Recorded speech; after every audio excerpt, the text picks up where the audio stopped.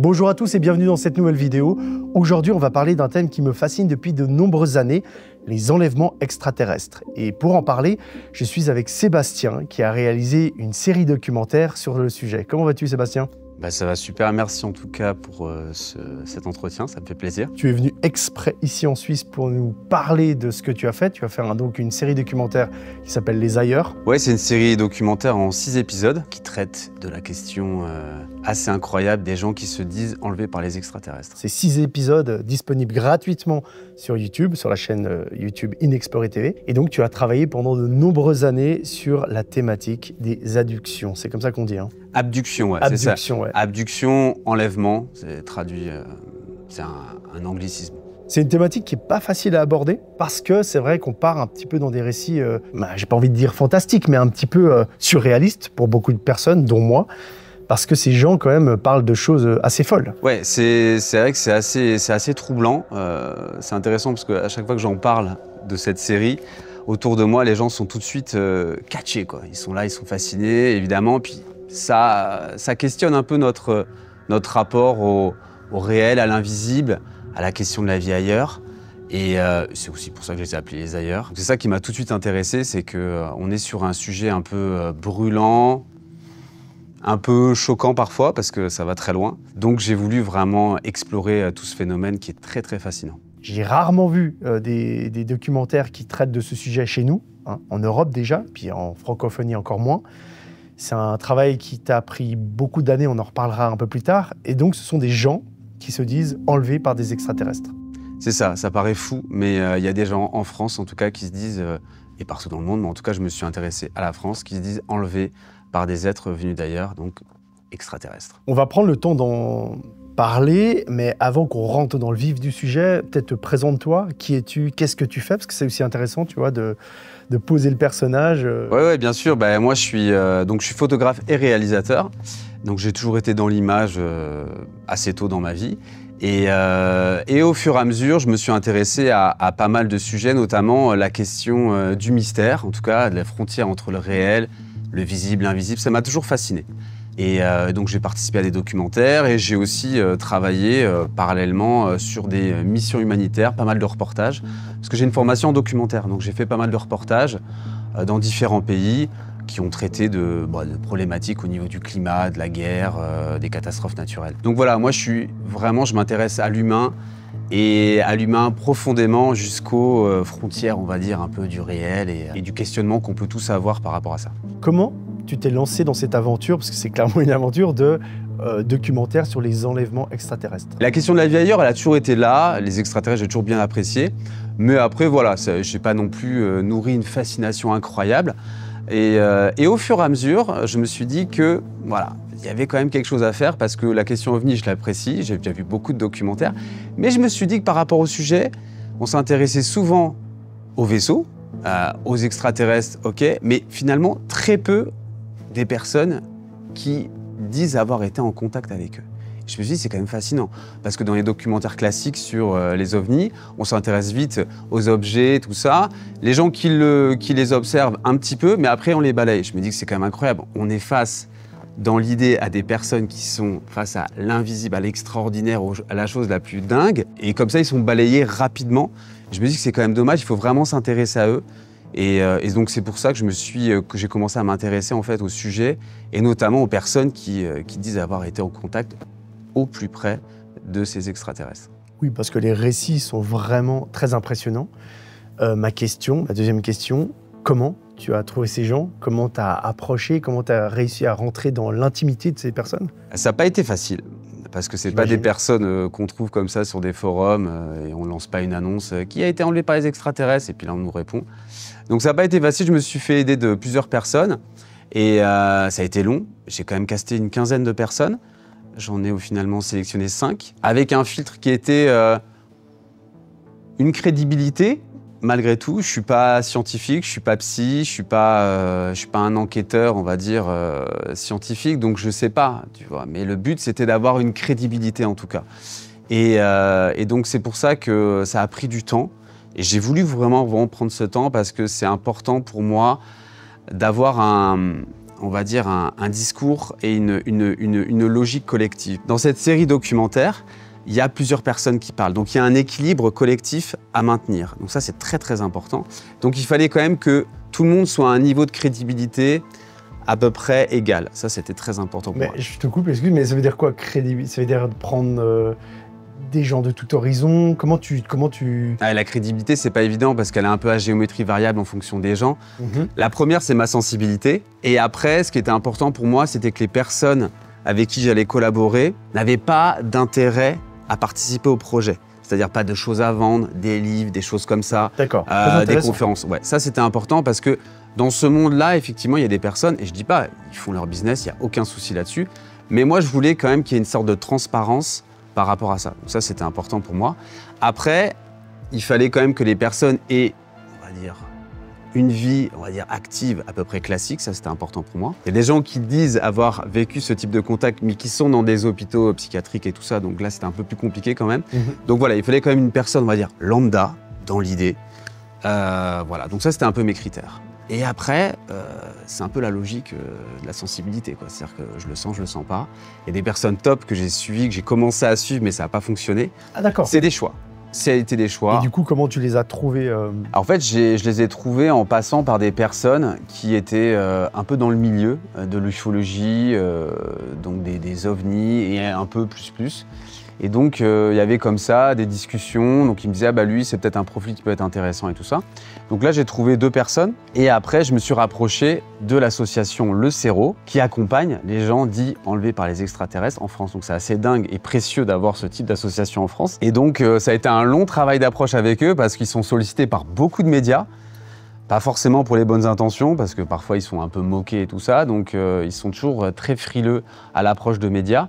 Donc, moi, je leur ai expliqué ma démarche transparente, ça a pris du temps, on s'est un peu apprivoisé et après ils m'ont ouvert les portes et c'est comme ça que j'ai rencontré les autres personnes qui composent la série.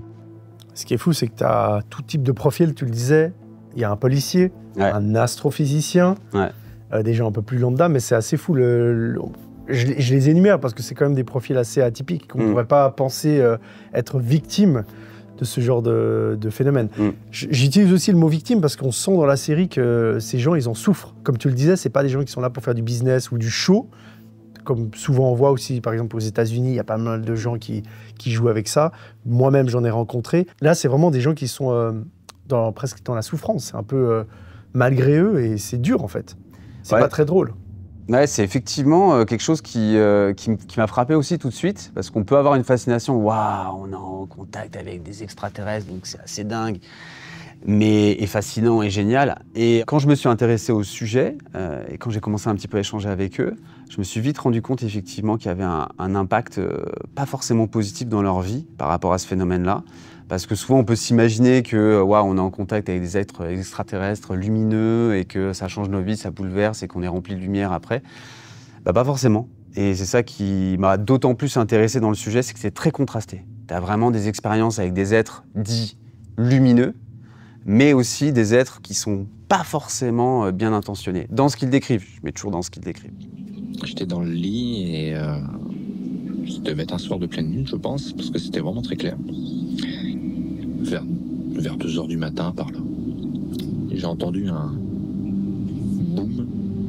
Je me redresse, je le regarde et quelque chose qui bouge dans la véranda. Et je me suis dit, attends, mais j'ai un cambrioleur chez moi.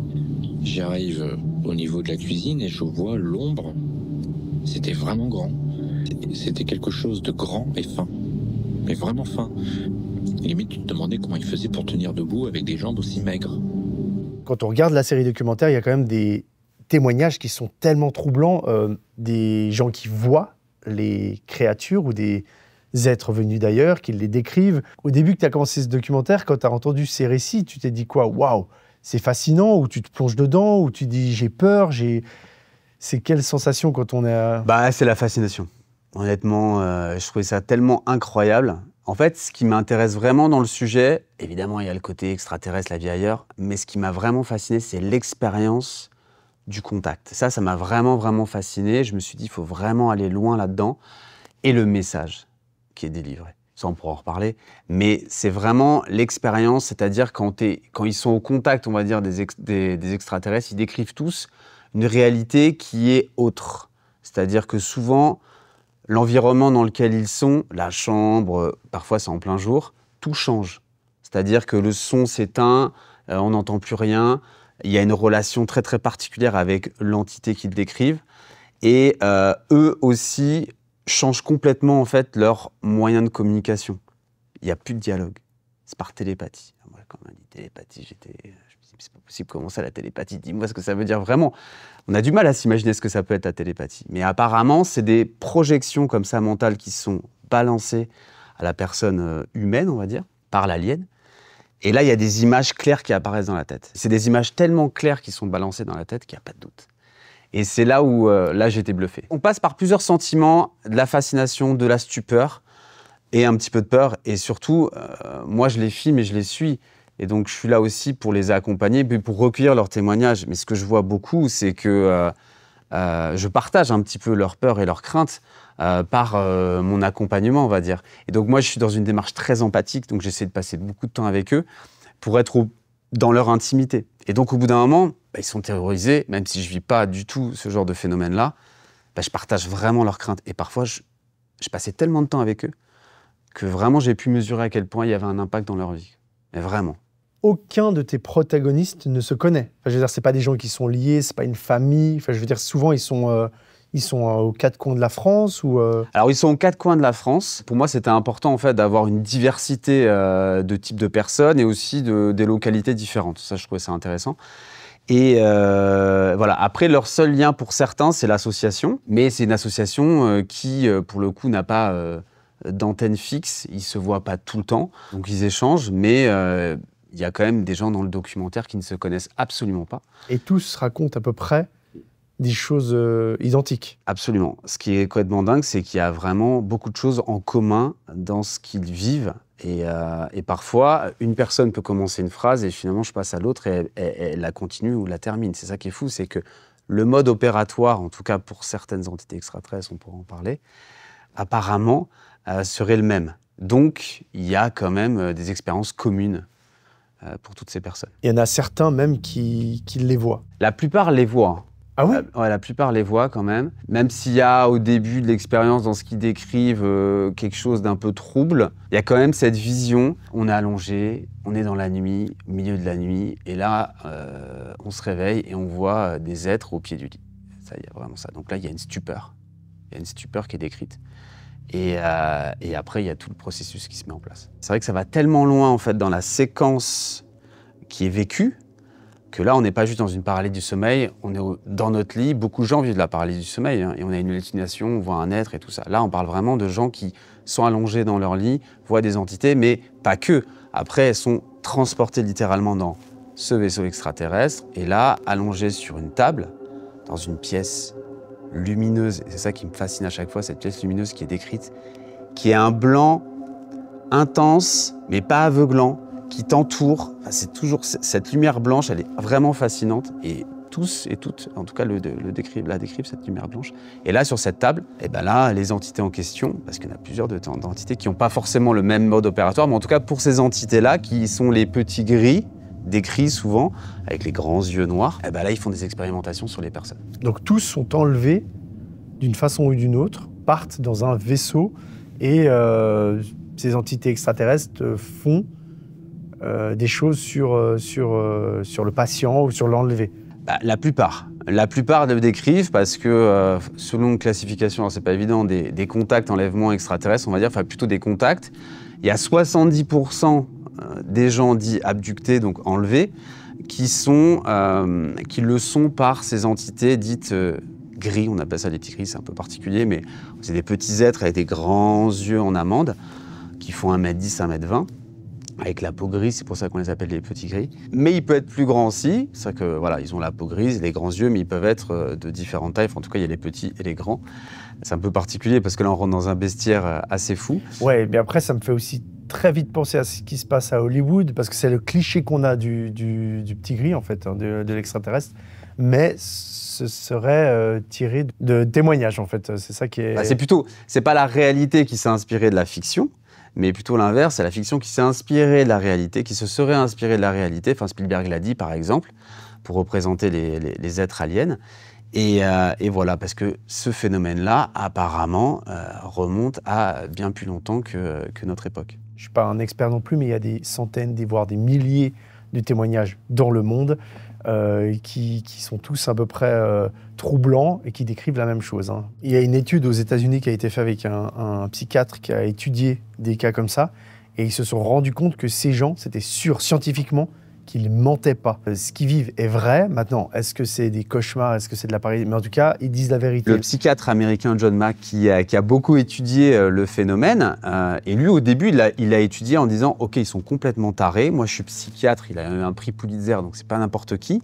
Il a étudié le phénomène et il s'est dit « Ok, ils sont tarés. » Et il s'est rendu compte, après des centaines d'entretiens, que « Ah non, c'est des personnes comme toi et moi, entre guillemets, et qui décrivent une réalité la même pour tout le monde et qui sont sortis de là complètement transformés. Donc il y a un vrai avant-après.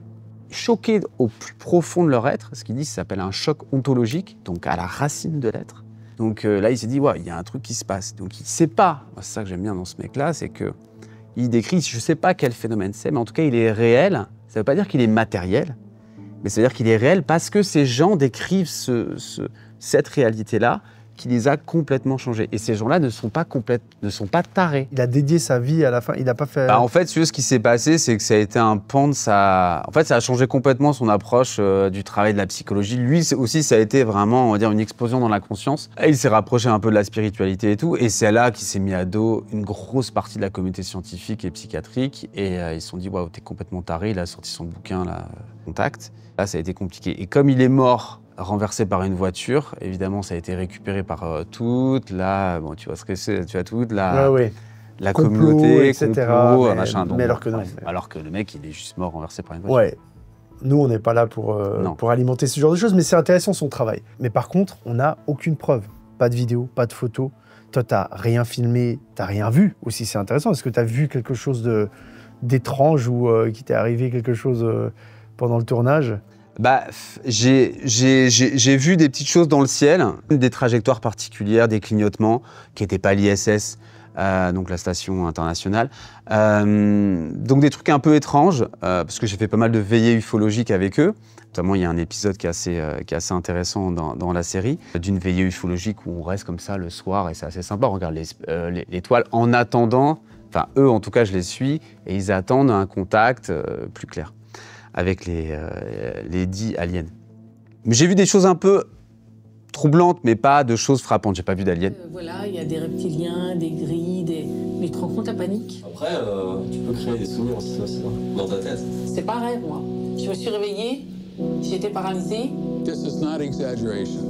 I have hundreds and hundreds of incidents of this. This is a global phenomenon. This is not an American phenomenon. Le problème est de savoir si c'est des vraies images de quelque chose de réel. De la mémoire, on ne sait pas comment ça fonctionne. Je sais que tout ça est réel, tout ça c'est vrai. Ils m'ont montré en fait l'endroit où il y a un être qui est sorti d'une des salles là, et qui s'est dirigé vers moi. J'ai cru que mon dernier moment était arrivé. Ils sont là, ils vont venir te soigner. Tout d'un coup, il se met à crier « Maman, maman !» Puis qu'est-ce qu'ils font à ma tête? Alien taking a fetus. The fetuses are stored in tanks. Ils me privent de ma liberté quand ils arrivent. Je lutte pas contre eux, j'essaie de comprendre. Ils débarquent et ils me disent « Tu veux venir avec nous ?» Il n'aura même pas le temps de finir sa phrase que je serai déjà monté dans le vaisseau. Est-ce que tu veux arrêter l'expérience? Je vais arrêter. Non, Après la diffusion du documentaire, il s'est passé des choses. Est-ce que, par rapport à toutes ces personnes, est-ce que les phénomènes se sont accentués? Est-ce qu'ils ont enfin, tu vois, est-ce qu'il y a eu un changement par rapport au phénomène ou pas du tout? Est-ce que... C'est vrai que la série, quand elle est sortie, il y a eu pas mal de réactions. Donc les personnes, évidemment, qui sont protagonistes, bon, forcément, elles ont été très curieuses de voir un peu les commentaires, parce que bon, c'est une série qui est sur YouTube. Et moi, je voulais qu'elle soit YouTube parce que je veux que ce soit communautaire, je veux que ça échange, je veux pas juste une diffusion classique, enfin télé. Et j'aimais bien ce côté Internet. Et donc, t'en as qui ont été un peu heurtés, évidemment, parce que la communauté, tu sais ce que c'est, elle peut réagir un peu violemment. Mais au-delà de ça, elles ont eu des bons retours. Notamment, il y a une des personnes qui a un magasin de bonbons, Bérangère dans la série, et il y a des gens qui viennent la voir dans son magasin de bonbons à Paris parce qu'elle a fait partie du documentaire et qui essayent de discuter avec elle parce qu'ils sont assez fascinés par son histoire, donc c'est assez rigolo. Là, tu nous parles vraiment du côté humain, terrien, mais est-ce que ça a accentué le phénomène? Pourquoi ces êtres, ils se cachent? Pourquoi ils se montrent pas? J'ai toujours ce problème avec ces gens qui ont des contacts soit avec des pans, hein, donc, ou soit avec des entités. Pourquoi ils se cachent, tu vois? C'est ça que j'arrive pas à... Si on admet qu'il y a quelque chose qui se déroule. C'est vrai que c'est particulier et c'est frustrant, hein, je comprends ta frustration, mais moi je la vis aussi. Je me dis pourquoi ils atterrissent pas, Le message est tellement énorme. Parce que là, c'est vrai qu'il y a la question du message. Je pense qu'on y reviendra. C'est ça, moi, qui m'a beaucoup fasciné. C'est quel message ils sont à nous délivrer. Mais les intentions sont tellement énormes. Tu te dis, mais pourquoi vous prenez pas le temps d'atterrir, je sais pas moi, place de la Concorde, on arrive, on a là un message pour toute l'humanité, on n'en parle plus, c'est ça et tout. Non mais c'est vrai, c'est une vraie question qu'on se pose. C'est toujours des trucs cachés, où on n'arrive pas à les filmer, on n'arrive pas à les capter. Pourquoi? Je dis pas que tu as la réponse, évidemment, mais c'est toujours ce questionnement un peu qui nous fait... Enfin, c'est toujours un peu bizarre, cet aspect-là. C'est très bizarre, et puis il y a des... Eux, ils n'ont pas la réponse, hein, les contactés.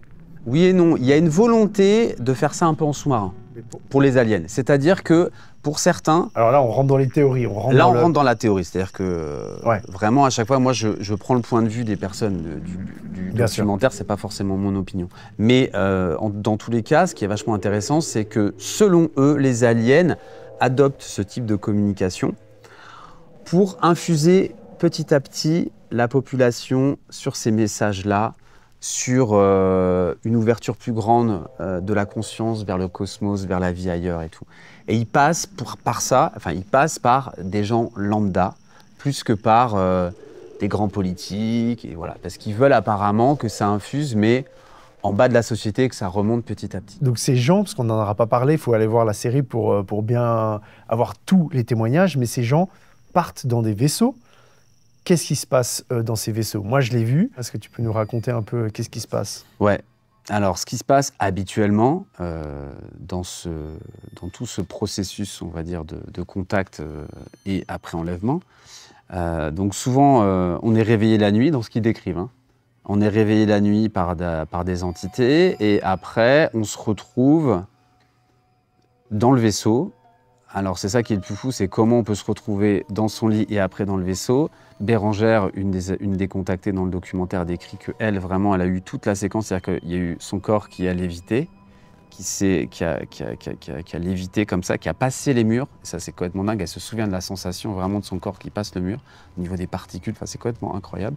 Et après, direction le vaisseau. Une fois qu'on est dans le vaisseau, là, on est allongé sur une table. Et là, il y a les grands yeux comme ça des extraterrestres qui regardent la personne.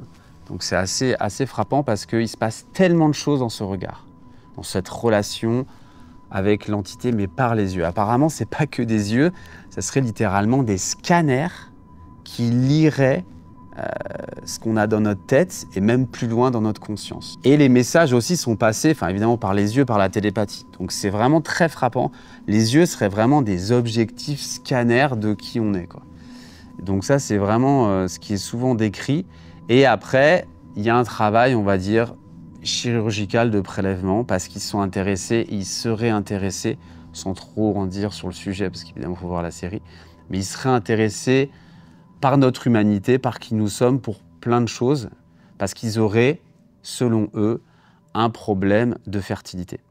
On parle de ce type d'entité extraterrestre, parce qu'il y en a d'autres qui ont d'autres intentions. Oui, mais c'est comme le thème principal de ta série. Le thème majoritaire. Allez voir la série, je ne vais pas vous spoiler, mais en gros, il y a toute une thématique autour de la reproduction humaine.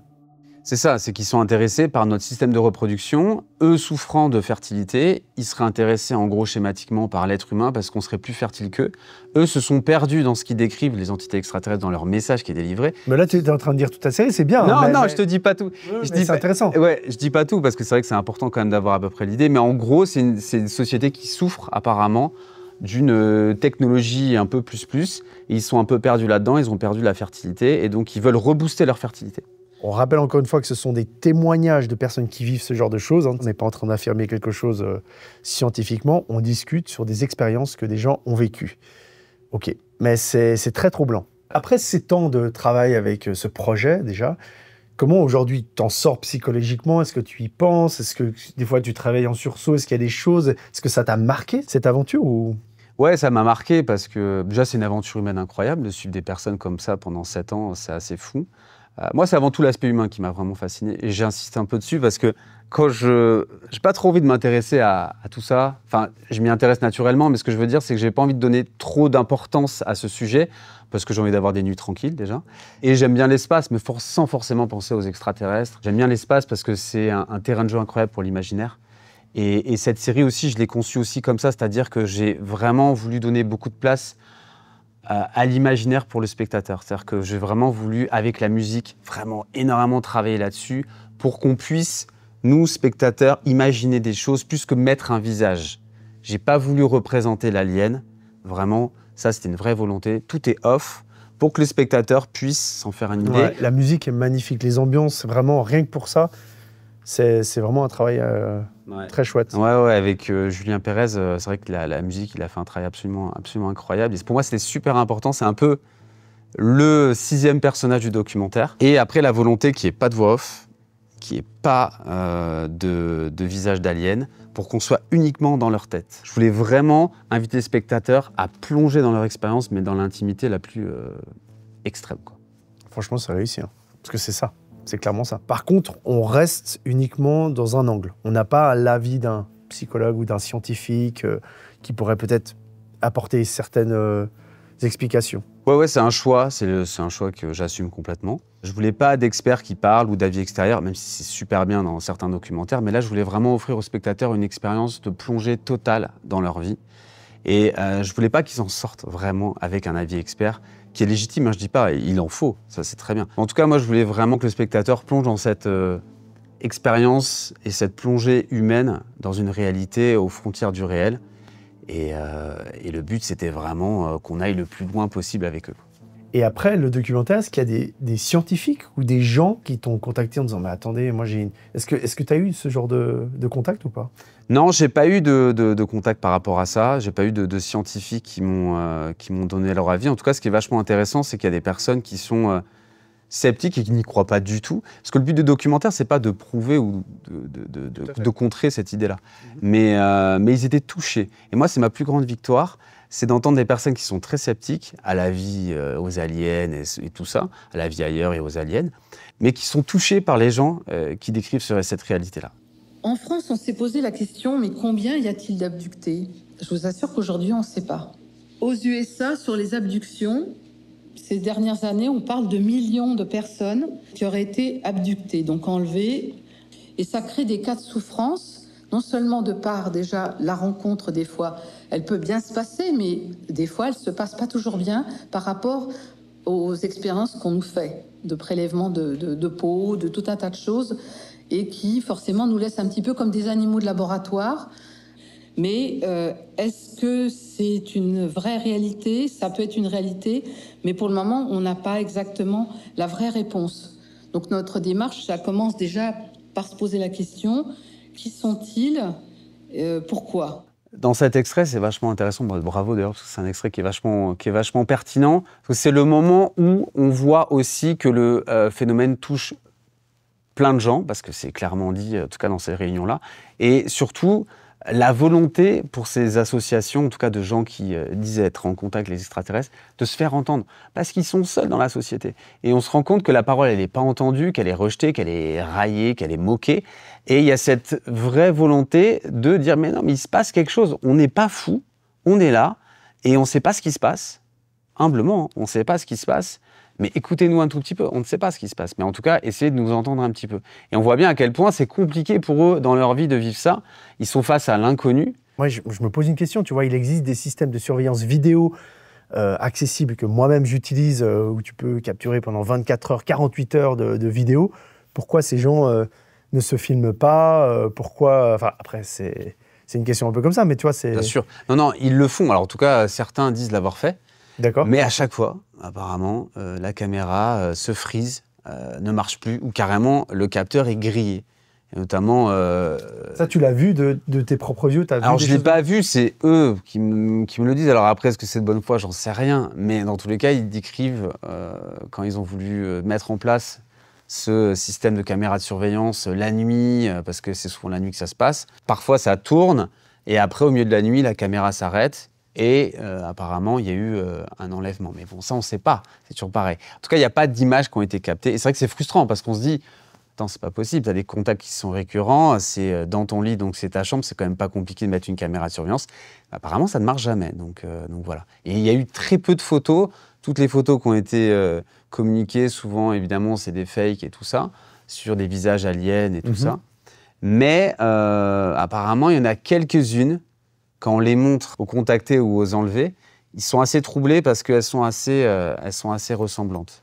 Mais il y en a vraiment très, très peu. Quels sont les messages que ces entités veulent nous faire passer? Parce qu'on parlait, il y a de ça dans la série, hein, il y a pas mal de messages qui sont passés aux personnes qui sont envoyées dans les vaisseaux. C'est quoi, si on résume? Ouais, parce qu'en plus de ces expériences, on va dire, un peu particulières, il y a souvent quand même un message qui est délivré.